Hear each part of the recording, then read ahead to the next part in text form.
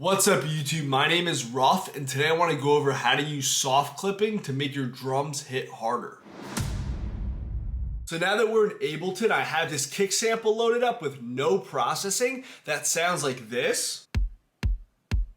And take notice that I have it set at the moment at -6 decibels. So if I open up this view, watch how the master output is also -6 decibels. So what we want is for this kick to sound like it's hitting harder and that it's coming in louder without changing the master output to be more than -6 decibels. We want to keep the master output at -6, but we want this kick to sound like it's coming in at around -1.5 to -2. So the first thing we're going to do is we're going to open up a glue compressor and we're going to drag it onto the kick sample, and then we're going to group it. And we're going to pull up a utility and we're going to put it after the glue compressor within the group. Then we're going to click this button here, which is going to open up the macros, and we're going to map both the makeup gain and the gain on the utility to macro 1. We're going to set the minimum of the utility to 0 and the maximum to -20.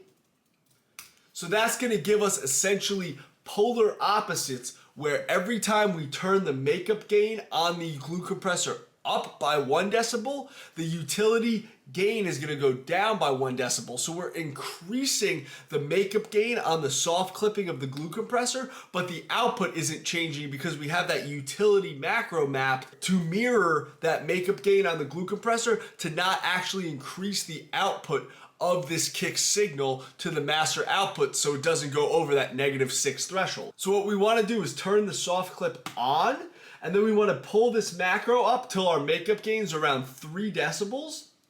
And you'll see our gain is compensating on the utility -3 decibels. So now you're going to get a little more punch and it's going to sound like this. And if we turn it off, so we have a little bit more punch, and if I go to this view again, we're actually losing 3 decibels. So we're not only not staying at that -6, we're actually coming in 3, almost 4 decibels quieter, and it sounds the same loudness, and one could argue even a little bit punchier with this turned on. But we're going to take it one step further, and we're going to open up a saturator, and we're going to employ the same technique. We're going to put it on a soft sine waveform. We're going to grab that utility again, and we're going to group these together. Then we're going to open up that macro mapping, and we're going to map the drive to macro 1, map the gain to macro 1. So now the soft clipping duties are going to be split between the glue compressor and the saturator. So now all of the work is coming in just on one or the other. You're getting half and half from both because it gives you a little bit of a different texture, as well as splits up the work. So each individual component can work a little bit harder at what they're meaning to do to give the overall soft clipping feeling a bit more punch and warmth.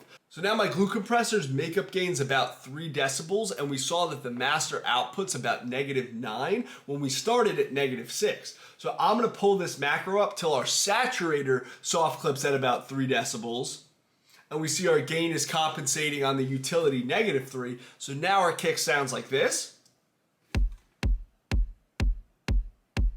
And if we go to the master output again, it's coming in at almost -10 decibels. And if I group these together and turn it off, it's coming in at -6. And when I turn it on, we actually have more punch, but it's coming in at almost 4 decibels quieter. So essentially the biggest perk of soft clipping is that you're going to get more punch and more loudness, but the master output on what the signal that's going into the master channel, which would be your limiter in the mastering stage, is going to receive is actually going to be quieter than what it would be without the soft clipping on, because it's rounding those tops and not hard clipping, but rather soft clipping. That's all for today's video. I'll catch you Thursday at 4 p.m. Peace.